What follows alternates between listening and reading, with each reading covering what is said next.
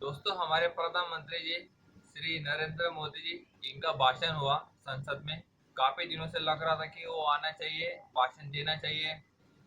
संसद शुरू होते हुए 2 हफ्ते बीत गए, तब जाकर मोदी जी आए और उन्होंने अपना भाषण दिया। लगभग 1.5 घंटे से ऊपर उनका भाषण था। अभी उन्होंने 11 संकल्प की बात की उसमें। तो मैं चाहता हूँ, ये उनका 4 मिनट का वीडियो है, शॉर्ट करके मैंने निकाला है इसको। आप एक बार जरूर से सुनिए, आखिर मोदी जी देश को क्या कहना चाहते हैं। नया कुछ नहीं है, जो हमेशा से बोलते आते हैं वही है। लगभग 10 साल से तो उन्होंने कुछ अलग बोला नहीं है। अभी उनके तीसरे टर्म में ये भाषण होगा। आप ये भाषण जरूर सुनिए दोस्तों। भारत के भविष्य के लिए संविधान के स्पिरिट से प्रेरित होकर के मैं आज इस सदन के पवित्र मंच से 11 संकल्प सदन के सामने रखना चाहता हूं। पहला संकल्प है, चाहे नागरिक हो या सरकार हो, सभी अपने कर्तव्यों का पालन करें। दूसरा संकल्प है, हर क्षेत्र, हर समाज को विकास का लाभ मिले, सबका साथ, सबका विकास हो। तीसरा संकल्प है, भ्रष्टाचार के प्रति जीरो टॉलरेंस हो। भ्रष्टाचारी की सामाजिक स्वीकार्यता न हो। भ्रष्टाचारी की सामाजिक स्वीकार्यता न हो। चौथा संकल्प है, देश के कानून, देश के नियम, देश की परंपराओं के पालन में देश के नागरिकों को गर्व होना चाहिए, गर्व का भाव हो। पांचवा संकल्प, गुलामी की मानसिकता से मुक्ति हो, देश की विरासत पर गर्व हो। छठा संकल्प, देश की राजनीति को परिवारवाद से मुक्ति मिले। सातवां संकल्प,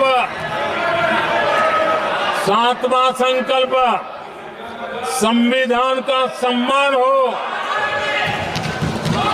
राजनीतिक स्वार्थ के लिए संविधान को हथियार न बनाया जाए। आठवां संकल्प, संविधान की भावना के प्रति समर्पण रखते हुए जिनको आरक्षण मिल रहा है वो न छीना जाए और धर्म के आधार पर आरक्षण की हर कोशिश पर रोक लगे। नौवां संकल्प, विमेन लेड डेवलपमेंट में भारत दुनिया के लिए मिसाल बने। 10वां संकल्प, राज्य के विकास से राष्ट्र का विकास, ये हमारा विकास का मंत्र हो। 11वां संकल्प, एक भारत श्रेष्ठ भारत का ध्येय सर्वोपरि हो। आदरणीय सभापति जी, इसी संकल्प के साथ हम सब मिलकर के अगर हम आगे बढ़ते हैं तो संविधान की जो निहित भावना है, वी द पीपल, सबका प्रयास, हम इसी मंत्र को लेकर के आगे चले और विकसित भारत का सपना इस सदन में बैठे हुए सबका तो होना ही चाहिए। 140 करोड़ देशवासियों का सपना जब बन जाता है और संघाएं। दोस्तों, मोदी जी का 11 संकल्प वाला ही वीडियो आपने देखा ही होगा अभी। तो अभी हम आगे की बात करेंगे। अभी ये जो वीडियो आपने देखा, ये मोदी जी के यूट्यूब चैनल पे भी अपलोड हो चुका है और लगभग 1.5 दिन से ज़्यादा समय हो चुका। तो मैं आपको बताना चाहता हूँ कि इसको जनता ने कितना देखा और कब देखा। 1.5 दिन से ज़्यादा समय हो चुका है। दोस्तों, मोदी जी के यूट्यूब में 26.3 मिलियन सब्सक्राइबर है और जब मैं ये वीडियो रिकॉर्ड कर रहा हूँ तो केवल 1,26,000 इतने लोगों ने मोदी जी का इस वीडियो को देखा है। दोस्तों अगर इतने सब्सक्राइब अगर किसी के होते हैं यूट्यूब पे, कम से कम 4-5 मिलियन से तो ऊपर व्यू चले जाते हैं। कम से कम बोल रहा हूँ मैं, 4-5 मिलियन से ऊपर चले जाते हैं। दूर राठी जी के भी इतने लगभग सब्सक्राइबर है। उनके देखिए हर वीडियो उनका मिलियन में चलता है। जो भी, मैं उनका नाम नहीं ले रहा हूँ, हर एक की बात कर रहा हूँ मैं। कुमकुम बिलवाल जी का ले लीजिए, लगभग 8.5 लाख सब्सक्राइबर है, उनके 3 लाख 4 लाख व्यू आ जाते हैं। रविश कुमार जी का देख लीजिए, 12 मिलियन से ऊपर सब्सक्राइबर है, उनका भी देख लीजिए आप, हर वीडियो उनका मिलियन में चल जाता है। तो ऐसे ही मैं हर पत्रकार और जिनके सब्सक्राइबर ज़्यादा है मैं उनकी बात कर रहा हूँ। तो ये तो हमारे मोदी जी है, देश के प्रधानमंत्री है, तो इनका वीडियो कितना चलना चाहिए था, मैं आपको बोलता हूँ। संसद टीवी के जो सब्सक्राइबर है, 8.6 मिलियन सब्सक्राइबर है, उधर मोदी जी का वीडियो चलाया गया तो 44K, बस 44,000 लोगों ने ही देखा इसको। राहुल गांधी जी का 1,04,000 और प्रियंका गांधी जी का 2,30,000। जब मैं वीडियो रिकॉर्ड कर रहा हूँ तब की मैं बात कर रहा हूँ आपको। अभी आगे चलते हैं दोस्तों। इतना देश में, दुनिया में डंका बज रहा है मोदी जी का, लोग इतना पसंद करते हैं। जनता ने तीसरी बार मोदी जी को प्रधानमंत्री के पद पर बिठाया है, इतने बहुमत से वो आए हैं, सरकार में बने हुए हैं। इतना अगर लोगों का उनके ऊपर भरोसा है, इतना देश ठीक से चला रहे हैं मोदी जी, तो यूट्यूब पे लोग इतना कम क्यों उनको देख रहे हैं, ये मेरा सवाल है। मुझे लग रहा अंदर से कि इतने कम क्यों आ रहे। सब्सक्राइब तो किसी से आप करवा ले सकते हो, लेकिन किसी को आप जबरदस्ती बिल्कुल भी नहीं कर सकते कि आप मेरा वीडियो देखिए। चलिए आप आगे बात करते हैं, मोदी जी भ्रष्टाचार के ऊपर बात करते हैं। तो मोदी जी जब भ्रष्टाचार के ऊपर बात करते हैं तो मैं ये कहना चाहता हूँ, जितने भी अपोजिट पार्टी वाले होते हैं, चाहे कांग्रेस हो या कोई आप पार्टी हो या कोई भी पार्टी ले लीजिए, उनके जो विधायक होते हैं, सांसद होते हैं, उनके ऊपर भ्रष्टाचार के आरोप लग जाते हैं और बाद में जब वो पार्टी छोड़कर बीजेपी में चला जाता है तो बिल्कुल वॉशिंग मशीन की तरह साफ सुथरा क्लीन हो जाता है। उसके ऊपर ईडी सीबीआई के जो भी केस होते हैं सारे के सारे क्लीन हो जाते हैं, शुद्ध देसी हो जाता है।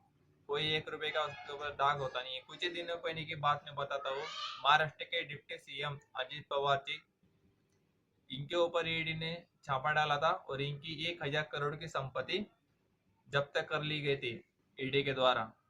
जैसे ये बीजेपी में गए, बीजेपी के साथ गठबंधन में सरकार बनाई इन्होंने, अभी कुछ दिनों पहले उनको ईडी ने 1,000 करोड़ की संपत्ति वापस कर दी। अभी ऐसे ही बहुत बहुत है, मैं हर एक का नाम तो नहीं ले सकता, लेकिन ज्यादातर जो बीजेपी में जाते हैं उनका ऐसे ही हाल हो जाता है। तो दोस्तों ये है भ्रष्टाचार की हकीकत हमारे इधर। कुछ दिनों पहले एक युवक की जान चली गई, आत्महत्या कर ली उसने। उसने एक जज के ऊपर आरोप लगा दिए जाते जाते अपने सुसाइड नोट में कि जज ने उससे 5 लाख की घूस मांगी, उससे 5 लाख रुपए की रिश्वत मांगने की कोशिश की। ऐसे उसने उस जज के ऊपर आरोप भी लगा दिए। ये भी भ्रष्टाचार का एक सबूत है दोस्तों। अब ये मोदी जी को कौन समझाए कि इस तरह से देश में चल रहा है। मोदी जी देश के प्रधानमंत्री, प्रधान सेवक है, उनको इस बारे में सोचना चाहिए कि ऐसे आदमी को अपनी पार्टी में तो बिल्कुल भी शामिल नहीं करवाना चाहिए जो जिसके ऊपर भ्रष्टाचार के आरोप लगे हुए हो। तो ये हो गए भ्रष्टाचार के आरोप। दूसरा, मोदी जी कहते हैं कि सबका साथ सबका विकास होगा। तो हम देश 140 करोड़ की आबादी जो हमारी है, तो हम लोग सभी जानते हैं कि फिलहाल देश में विकास किसका हो रहा है, सिर्फ अडानी और अंबानी, इन दोनों का ही विकास हो रहा है दोस्तों, बाकी किसी का विकास हो नहीं रहा है। अडानी जी की संपत्ति ऐसी इतनी रफ्तार से बढ़ रही है, बुलेट ट्रेन की तरह बढ़ रही है। क्यों बढ़ रही है, क्या बढ़ रही है, पैसा वो दुनिया को क्या दे रहे हैं कि उनकी संपत्ति इतनी बढ़ रही है। देखो दोस्तों, दुनिया में जितने भी हुए किसी उद्योगपति ने माइक्रोसॉफ्ट दिया, किसी ने एप्पल दिया, किसी ने कोई नई टेक्नोलॉजी दी, तब जाके वो इतने बड़े ऊपर पहुंच चुके। एलन मस्क ने टेस्ला दिया, इलेक्ट्रिक कार दी। इस तरह से हर एक ने कुछ ना कुछ दिया, लेकिन अडानी जी जो है, दुनिया के सबसे अमीर आदमी बनना चाहते हैं, ये उनका ख्वाब है। और का पूरा होना चाहिए, लेकिन क्या करे वो दुनिया को कुछ दे नहीं पा रहे हैं। उनमें कंपनी में जो भी काम करता है सैलरी इतनी होती नहीं है, और मैन पावर आप देख लीजिए कितने लोगों को उन्होंने नौकरी दी है, ये भी आप देख सकते हो। सबसे ज़्यादा टाटा टाटा ग्रुप ज़्यादा नौकरियां देता है जनता को, हमारे भारत के लोगों को, हमारे युवा को। टाटा ग्रुप ज़्यादा देता है, विप्रो वाले देते हैं, इंफोसिस वाले भी देते हैं।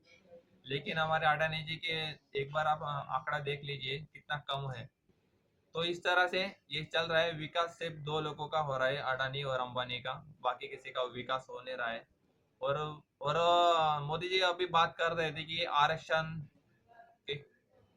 किसी से लिया नहीं जाएगा, आरक्षण जिसका है उसका उसे वैसा रहेगा। मुझे एक बात बताइए दोस्तों, जो आरक्षण होता है वो किस लिए होता है? आरक्षण जो होता है सरकारी नौकरी में, गवर्नमेंट अस्पताल में, या किसी भी सरकारी काम में लिए आरक्षण का इस्तेमाल किया जाता है। सरकारी कंपनी में अगर वैकेंसी है, कोई SC ST वाला है, उसको आरक्षण की गरज जरूरत है। अगर उसको आरक्षण, अगर सरकारी कंपनी रहेंगी, सरकारी PUC रहेंगे, तभी आरक्षण का उपभोग लिया जा सकता है। अभी मुझे आप बताइए, अगर कोई प्राइवेट स्कूल और गवर्नमेंट स्कूल में पढ़ रहा है, प्राइवेट स्कूल में फीस ज़्यादा होती है, सरकारी स्कूल में फीस मामूली होती है, जो कोई भी दे सकता है। तो जो फीस दे सकता है, अगर वो बड़े बड़े स्कूल अगर बंद होने लग गए, उनकी संख्या कम होने लगी, तो पढ़ के वो आरक्षण का करेंगे क्या? अगर सरकारी PUC नहीं रहेंगे तो उस आरक्षण का करेगा क्या? अगर सरकारी कंपनी नहीं है, सरकारी वैकेंसी नहीं निकलेंगी, तो जो पढ़ लिख के करेगा क्या? क्या करेगा? सरकारी अस्पताल नहीं रहेंगे, प्राइवेट रहेंगे। आप देख लो दोस्तों, कोई भी प्राइवेट अस्पताल में अगर आप जाते हो इलाज कराने, तो पहले अपनी जेब देखनी पड़ती है कि जेब में पैसा कितना है। क्योंकि कई अस्पताल मैंने खुद ऐसे देखे हैं कि पहले काउंटर पे पैसा जमा करने के लिए बोलते हैं, तब जाके पेशेंट को हाथ लगाते हैं। कई अस्पताल ऐसे है, पेशेंट को तभी हाथ लगाएंगे जब आपकी जेब में माल होता है। तो इस तरह से चल रहा है। अगर सरकारी अस्पताल अगर होता है, उसमें सुख सुविधा, अच्छे अच्छे मशीन होते हैं, तो कोई भी डॉक्टर उसको चेक कर लेता है, पैसे की कोई चिंता नहीं होती है। कितना भी बड़ा इलाज हो उसका हो जाया करता है। तो हमें देश में ज़्यादा से ज़्यादा एम्प्लॉय देने की जरूरत है, वो भी कॉन्ट्रैक्ट बेस नहीं, सरकारी बेस। अभी क्या हो गया है, कॉन्ट्रैक्ट बेस ही चल रहा है। रेल में भी कॉन्ट्रैक्ट घुस गया, ऑर्डनेंस फैक्ट्री में भी कॉन्ट्रैक्ट घुस गया। जो ITI के टीचर होते हैं, ITI के, जो ITI 10वीं के बाद ITI करते हैं 2 साल के लिए लड़के, तो उसके बाद उसका सपना होता है कि मैं रेल में लग जाऊँ, मैं कोई ऑर्डनेंस फैक्ट्री में लग जाऊँ। तो ITI के टीचर की भर्ती भी कॉन्ट्रैक्ट बेस पे हो रही है। ITI के टीचर की अगर कॉन्ट्रैक्ट बेस में कुछ घंटे के लिए अगर टीचर वहां पढ़ाने जाएगा, तो क्या पढ़ाएंगे बच्चों को? और बच्चे अच्छा स्किल कैसे डेवलप कर पाएंगे? किसी को वेल्डिंग नहीं आएगा, किसी को फिटर का जॉब नहीं आएगा, कोई अच्छा इलेक्ट्रिशियन नहीं बन पाएगा, कोई अच्छा कारपेंटर नहीं बन पाएगा। नहीं बन पाएगा तो देश का विकास इस तरह से नहीं हो पाएगा। अगर अच्छा कुशल कारीगर अगर बनेगा, अच्छा फिटर बनेगा, अच्छा स्किल उसके अंदर आएगा, तभी वो देश को आगे लेके जा सकता है। ऐसे तो नहीं लेके जा सकता है। दोस्तों वीडियो बड़ा बन रहा है, लेकिन आप जरूर इसको देखने का कोशिश कीजिए, क्योंकि वीडियो बहुत इंपॉर्टेंट है। मोदी जी को इस वीडियो के द्वारा कुछ कहना चाहता हूँ। देश की अगर तरक्की करनी है तो आपको नीचे से सोचना पड़ेगा, बिल्कुल नीचे से। ऊपर से सोच के कुछ मतलब नहीं है। आप इन उद्योगपति के हाथ में कितना भी पैसा दे दीजिए, इनको कम ही करेगा। 50 लाख करोड़ रुपए दे दीजिए, 100 लाख करोड़ रुपए दे दीजिए, फिर भी इनको कम ही पड़ने वाला है। कॉर्पोरेट का दोस्तों 16 लाख करोड़ रुपए माफ कर दिया मोदी जी ने पिछले 10 सालों में। लेकिन हमारे किसान MSP मिनिमम सपोर्ट प्राइस और उनकी ऐसे कई सारे मांगे हैं, इसके ऊपर वो धरने पर बैठे हैं, दिल्ली के बॉर्डर पर बैठे हैं। ठंडी, अभी ठंडी का मौसम चल रहा है। इतनी तेज ठंडी में आपको तो पता है दिल्ली की तरफ कितनी ठंडी होती है।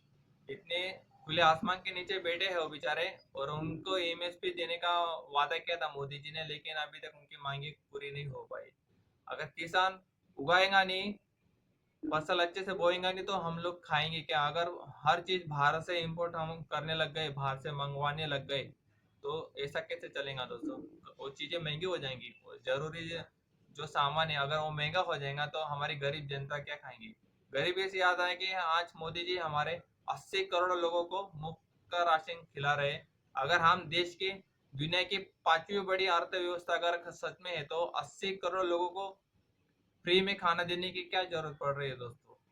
इनको तो देने की जरूरत ही नहीं होनी चाहिए थी, क्यों देना पड़ रहा है हमें? क्योंकि जरूरत है। अगर इनको 80 करोड़ लोगों को मुफ्त का 5 किलो 10 किलो अनाज नहीं दिया जाएगा तो भूखे रह जाएंगे बेचारे। ये हाल है हमारे देश का। दोस्तों हंगर इंडेक्स में 125 देशों में 113वां नंबर हमारा आ रहा है।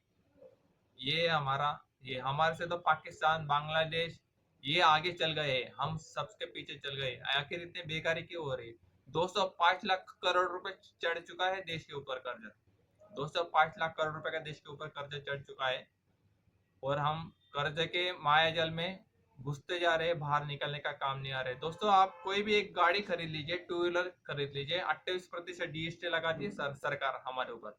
आम आदमी ये गाड़ी खरीदने के लिए 20 बार 25 बार सोचता है, क्या उसका पैसा दे पाएगा, उसका लोन पे लेगा तो हर महीने किस्तें चुका पाएगा, हर एक बार वो सोचता है।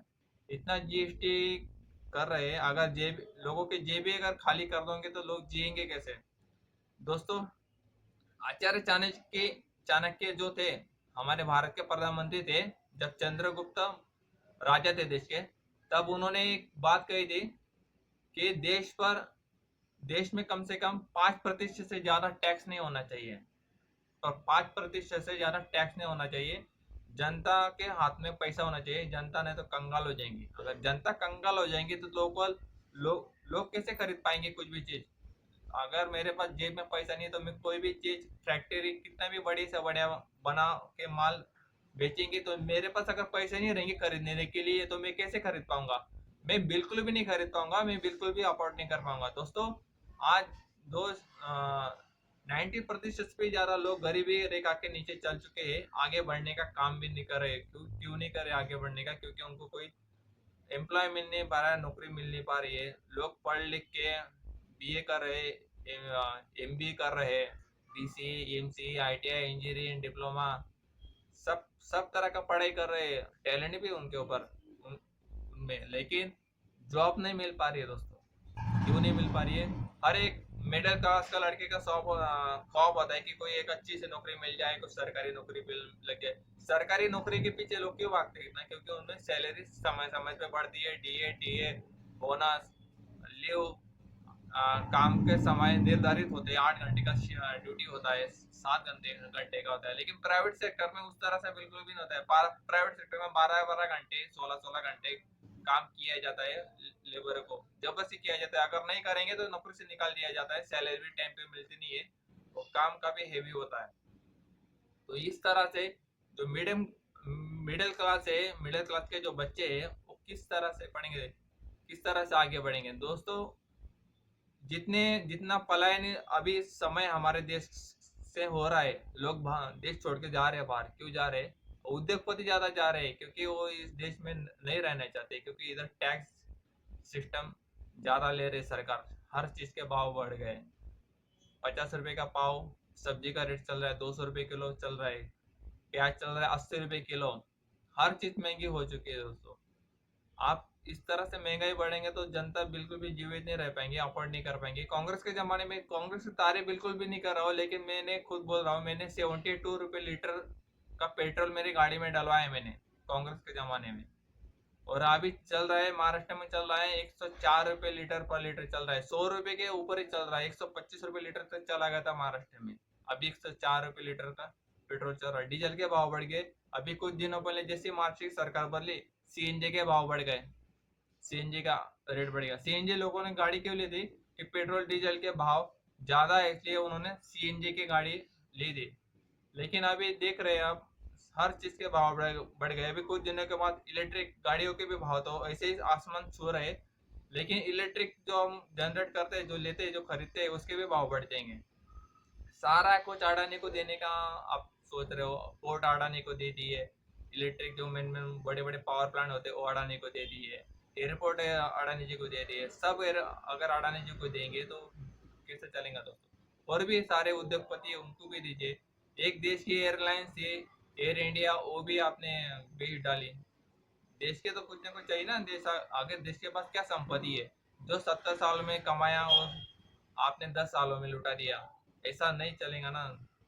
मोदी जी को मैं ये कहना चाहता हूँ कि थोड़ा तो जनता के बारे में सोचना चाहिए। बाकी मेरा कुछ कहने का ये नहीं है, मैं ये इतना ही कहना चाहता हूँ कि थोड़ा जनता के बारे में, थोड़ा देश के बारे में अगर सोचेंगे तो तभी देश अपना आगे चल पाएगा, नहीं तो बेकार है। तो चलो दोस्तों, आई होप आपको मेरी दी गई जानकारी अगर अच्छी लगी होगी, हेल्पफुल लगा होगा ये मेरा वीडियो, तो प्लीज़ चैनल को ज़्यादा से ज़्यादा लोगों तक शेयर कीजिए, लाइक कीजिए और सब्सक्राइब करके चैनल को सपोर्ट करने का कोशिश जरूर कीजिए। जय हिंद दोस्तों।